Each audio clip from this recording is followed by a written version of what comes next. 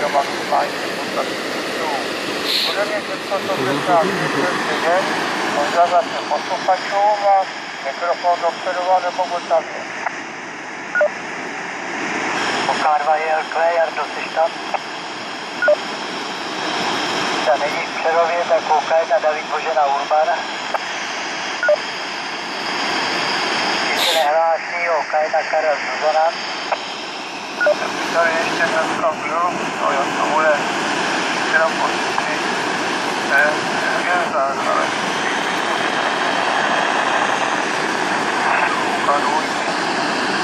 Takže tady na severu Prahy vypadá to následovně ranního ještě pohledu, no 5 hodin pro věci, které ty větší hvězdy, to se zatáhlo.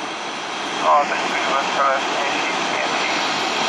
Už to tady začíná být docela bílý na trávníkách, na autech, na lavičkách a tak dále. Jsou tady betonové letiště, jsou všechny pokrytý, ale má se uteplý,